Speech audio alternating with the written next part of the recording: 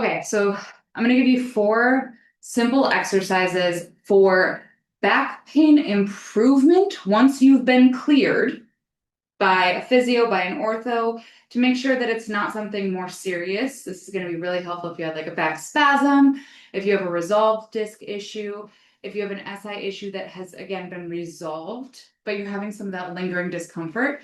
This is also great for back pain prevention. We're strengthening at length several of the key muscles in preventing back pain.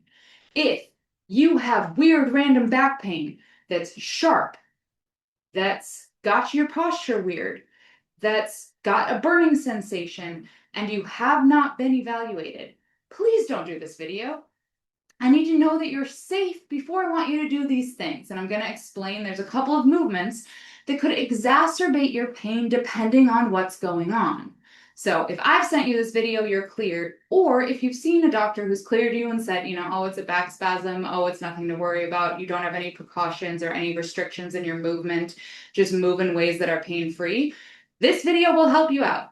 If you are somebody who's bendy and you're looking to avoid future back pain, this video will also help you out. Again, if you have weird, unexplained, sharp, super stabby, or very burning pain, this is not your video. Please don't do it. Okay. My legal liability. All right, first thing is covered in standing. We're going to do hip airplanes. I'm going to show them from the side first.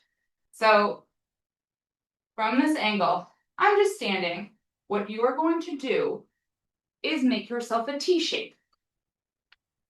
As much as possible, you're balancing your hips. So from this angle, since the computer's on the floor, it's kind of hard to tell. My hips are flat here. From there, open your arms if you need to, or hold a wall if you need to. You're going to open your hip all the way. So my hips are now facing you as much as possible. I'm trying to keep that general T shape. Any lack of T shape, like the fact that I shift down, that's me being bad at this. That's not how you're, there we go. That's better. We want a T the whole time. Keep the T as you slowly, and you may need to hold on, rotate back down, even hips. Now I'm going to turn my hips to face the wall as much as possible. This is where if you're having weird back pain, I don't want you to do this exercise because I don't want to pull on a nerve. You're going to feel a stretch in your butt here, most likely. You can also work a little bit on rotation if you want to in your upper body, but it's more about the hips. Still see how as much as possible, I'm keeping a T. My leg didn't drop, my torso didn't fall. We're here. And then you lift up. Use a little balance for that one. And back down. I did yoga for so many years that now my hands are always at heart center. This is not part of the exercise. This is just how I balance. Up. And down. We're going to do about 5 of those per side. I did 3 on that side because I held it for a really long time and I am toast. But other side, here's how it looks. Open. And close. You see, I'm actually dropping, trying to bring this hip to face the camera now.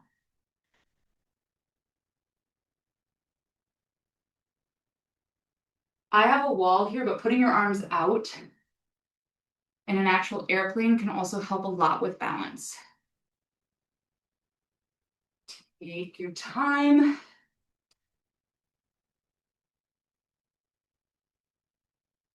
These are fairly challenging for most people, especially if you've never done them before. You're strengthening your hip rotators through their full range of motion. So if you are grasping a wall or holding a table to do this, if you are like I am a little out of breath, you're not behind, that's perfect. 5 per side. Next, let me tilt this down for you. The other 3 exercises are going to be on all 4s. If you need to, you can put some padding under your knees. First one is a leg extension. You're going to bring your leg back, your toes touching down. I like to reach back through my heel. It indicates a little bit more glute. From here, you're going to lift till you feel your glute kick on. push away, and then lower. Quick cue thing for this. So obviously I don't have room to do this, but when this leg is back, I'm not over here. I'm trying to maintain this leg pretty sturdy. A little more of the weight is going to be in my arm that's on the same side as the lifted leg so that I'm not tilting. So if you watch, planted right in the middle, I stay in the middle as this leg lifts. That's going to bring core into it, which is a huge part of what you're working on if you're trying to prevent back pain. So find your center, stay there, leg back, lift and lower 10 times per side. Lift and lower. 3, 4, 5, 6, 7, 8, 9, 10. Other side. Same deal, keeping your weight so that there's more on the same side as that leg. Just lift and lower. Notice knee is not bending. It's straight here. It stays engaged. That gives me a longer lever. We're on 4, sorry. 5. So what that means is my glutes, 6, are having to do a little bit more work. 7, 8, 9, 10. Then if I had a shorter lever and I were just lifting here, because the weight's further from my body. Okay, that's exercise 2. Exercise 3 is pure core. This one, watch my belly. I won't be able to talk while I do this because I have to keep it engaged. You don't want to see that where it all kind of flops down. We're trying to keep it engaged as you curl your toes under, lift your heels 1 inch, and then you're gonna rock back and forth. Forward, backward. And you'll hear, I can breathe here, but it doesn't sound great. I am bracing my core. It's forcing me to do a little bit more of a chest breath. That's what you're supposed to do here. We are at 6.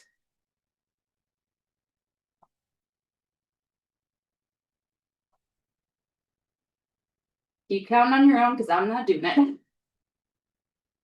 All right. There's a chance that I did 9. That 6 might have been wishful thinking. Do 10. Last one.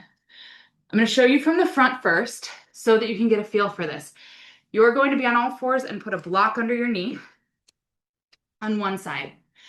If you don't have a block, use a textbook, use a thick novel, stack of paper, ream of paper, anything that'll lift you up. Here's the key here. What we don't want to see is this. The reason I want you to see this angle. Both legs stay perpendicular to the earth the whole time. So come up till your legs are perpendicular to the earth. That means straight up and down, not over here. This is cheating. And not out here, also cheating. Find it in the middle. You'll feel your core kick on right away. Also make sure you're not bulging here. Let me try and bulge a little. See that where it's like uneven? I can't do it that well because I work really hard at not doing it. But if you have this center part falling, pull your belly button in to your spine. If you can't keep it from falling, skip this exercise for now. You'll work up to it. Okay, straight up and down. We're going to lift like a piston, straight up, straight down. This is a weird movement. Watch me do it a couple of times to get a feel for it. You're eventually going to do 10. But this is a movement through your pelvis. Okay, you're not actually activating your glutes. You're not moving your legs. Your leg is just along for the ride. Let me show you this again from the front, and then I'll show you from the side. Lift. Lower. The temptation is to bring my knee forward. I'll show this inside too. Don't do that. My leg is literally hanging out. It's kind of floppy. My back, on the other hand, and deep core are very aware of this motion. I'm going to show you from the side now. So try to be in a regular stacked position. You're not way, way, way up here either, like it's child's pose. So knees are under your hips, wrists are under your shoulders. Again, we're lifting straight up, straight down. The temptation is going to be to do this or to do this. This leg is not actually working. If you need to, you can even leave the toes down. Let it hang. It's just coming along for the ride as you hike through your pelvis. You're going to feel this here, like deep, deep back muscle. That's what we're activating. Okay, so that was the explanation. Let's go ahead and actually do it. 10 times per side. Lift, lower. Take your time with it. You're trying to bring your knee below and above the opposite knee without actually engaging the leg. I have fully lost count. We're going to say that's 7 or 8. 9, 10. By the end of 10, you should feel that in your low back. Other side. Same story. You can kind of see from this side what it looks like. It's a lift and a lower. 2, 3, 4. I'll occasionally look to make sure that my legs are staying even here. 5, 6, so I'm not leaning over. 7, 8, 9, 10. Okay, those are your 4 exercises. Ideally, you're going to do work up to 3 sets of 10 of each of these. These are safe to do every day. For now, do a set, see how you feel tomorrow, and if you're not crazy sore, especially if you feel better, repeat and see how it goes.